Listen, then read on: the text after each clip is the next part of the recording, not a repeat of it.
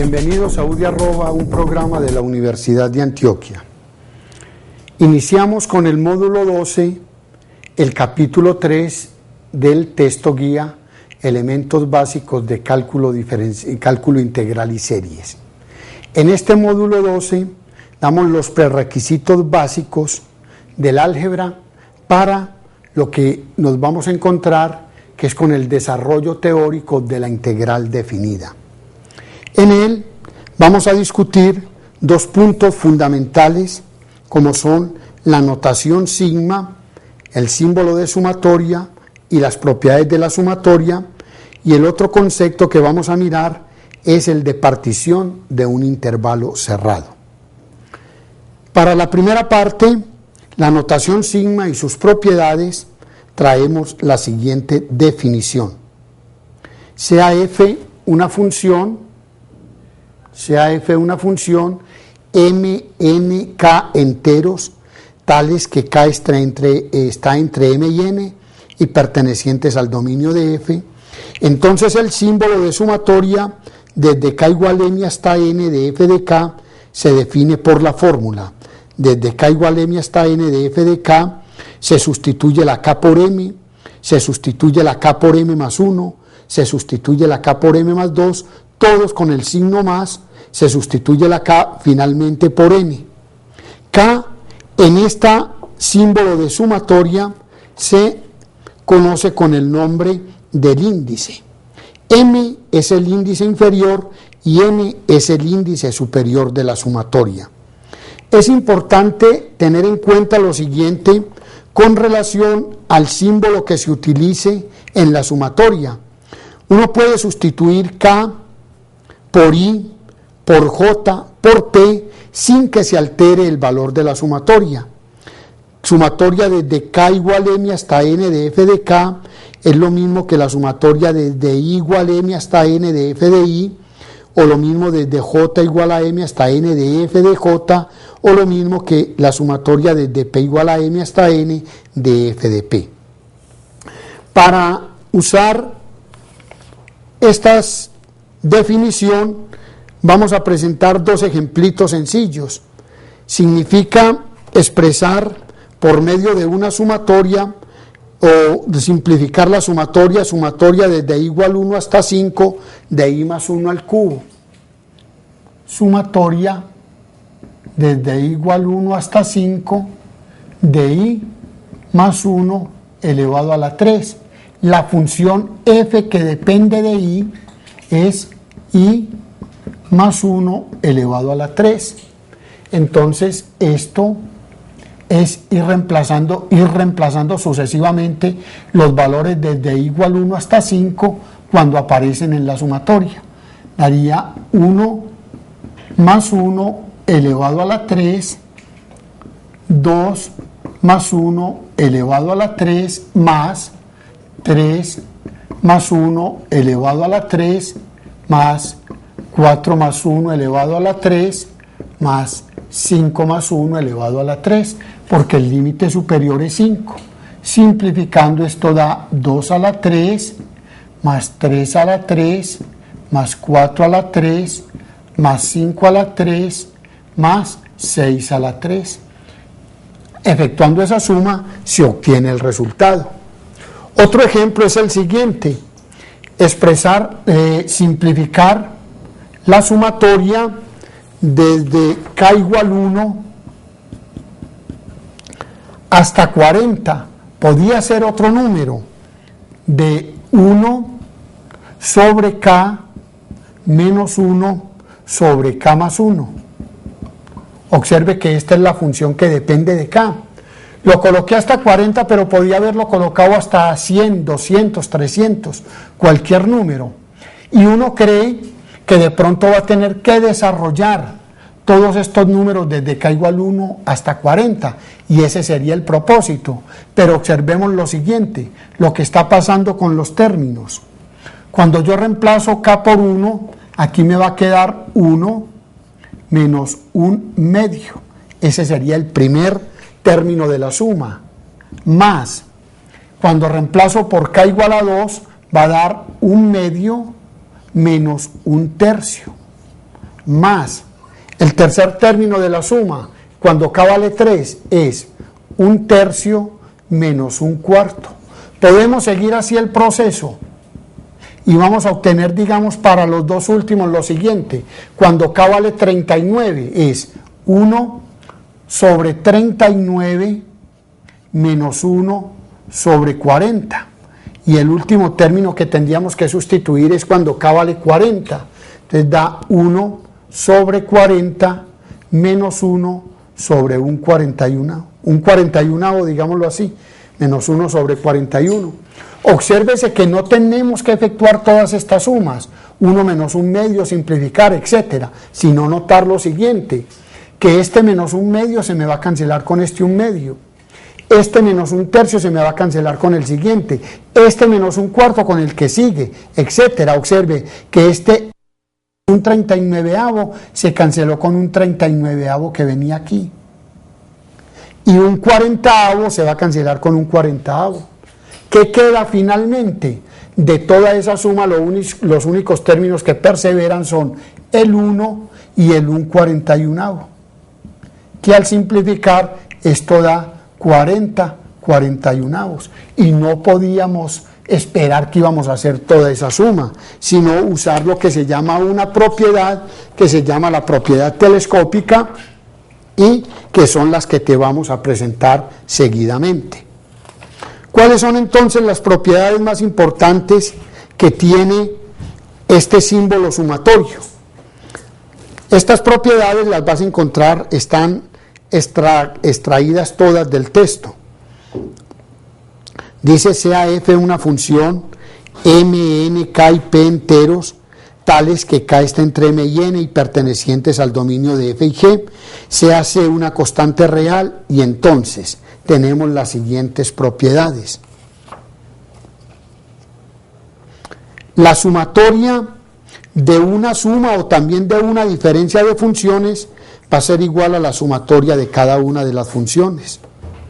La segunda propiedad que indica de que toda constante puede salir del símbolo de sumatoria. Obsérvese que la variable en la sumatoria es k, por lo tanto aquí tengo f de k, c se considera una constante. La tercera propiedad establece que la sumatoria de k igual m hasta n de una constante es n menos m más 1 veces la constante. Esta propiedad muchas veces la presentamos de la siguiente forma: la sumatoria cuando m vale 1, desde k igual 1 hasta n de una constante, va a ser igual a n veces la constante. Obsérvese que si m vale 1, va a cancelarse menos 1 más 1 y queda n veces la constante. Es en la forma en que más uso frecuente se le da a esa propiedad. La cuarta propiedad es poder particionar una sumatoria. La sumatoria desde k igual m hasta n, podemos partirla desde k igual m hasta un número p, más la sumatoria desde p más 1 hasta n. Esta se llama ¿cómo se llama? El desplazamiento del índice. Uno puede desplazar el índice de una sumatoria una cantidad p. La sumatoria desde k igual m hasta n de f de k es la sumatoria desde m más p hasta m más p de f de j menos p. Y esta última, la propiedad sexta, se conoce como la propiedad telescópica. La sumatoria desde k igual m hasta n de f de k menos, aquí no es más sino menos f de k menos 1 es igual a f de n menos f de m menos 1, y fue la que utilizamos en el último ejercicio. Las siguientes fórmulas, que también las mencionamos aquí y que tienen el propósito de usarse en la integral definida, son las siguientes. Por eso se presentan numeradas para referencias posteriores. Esta primera fórmula es la sumatoria de los primeros enteros positivos. K, o sea, la suma de 1 más 2 más 3 más 4, n por n más 1 sobre 2. La suma de los n primero enteros al cuadrado es n por n más 1, 2n más 1 sobre 6, y la suma de los cubos es n2 por n más 1 al cuadrado sobre 4. Todas estas fórmulas se pueden demostrar por inducción matemática o también usando la llamada suma telescópica. Ese fue el primer tópico importante que nos interesa para el estudio de la integral definida. El otro concepto que vamos a definir y a trabajar es el concepto de partición de un intervalo cerrado. Para esto vamos a presentar la definición, los subintervalos que ella determina, la longitud de un subintervalo, lo que es la partición regular y la norma de la partición. Todos estos conceptos los vamos a presentar aquí en el tablero. ¿Qué va a ser la partición de un intervalo cerrado? Entonces tenemos la siguiente definición. La definición es la siguiente. CAB, un intervalo cerrado. Un intervalo cerrado. Una partición, que es el primer tópico que se trata, lo que va a ser la partición va a ser un conjunto finito de puntos x sub 0, x sub 1, x sub 2, x sub n menos 1 y x sub n. Esto es un conjunto finito de puntos tales que verifican la siguiente condición. A coincide con x sub 0, x sub 0 es menor que x sub 1, menor que x sub 2, menor que x sub n menos 1, menor que x sub n, que es b. En otras palabras, una partición, si aquí tenemos el intervalo cerrado AB,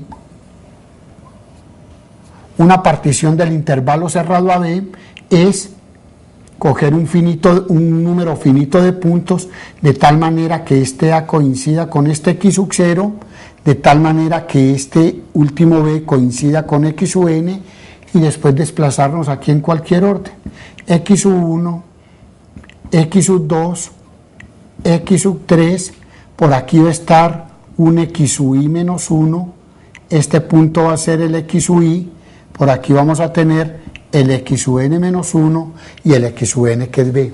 Esta colección finita de puntos es lo que se llama una partición del intervalo cerrado AB.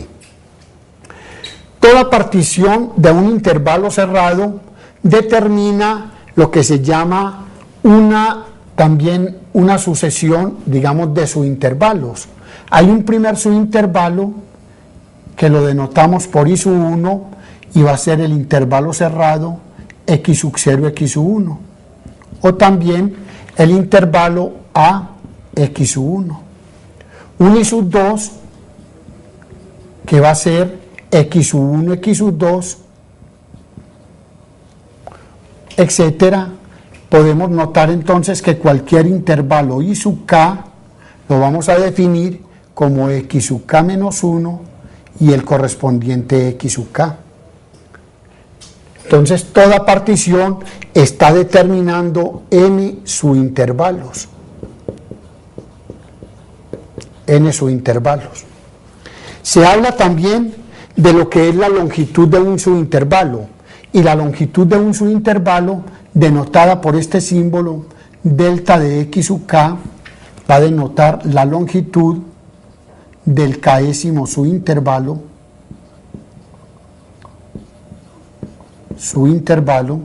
y esta delta de x sub k se va a definir como el x sub k menos el x sub k menos 1.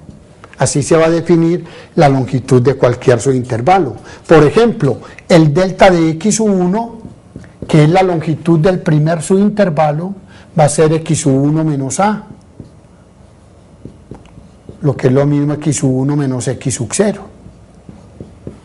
El delta de x sub 2 va a ser igual a x sub 2 menos x sub 1, etcétera.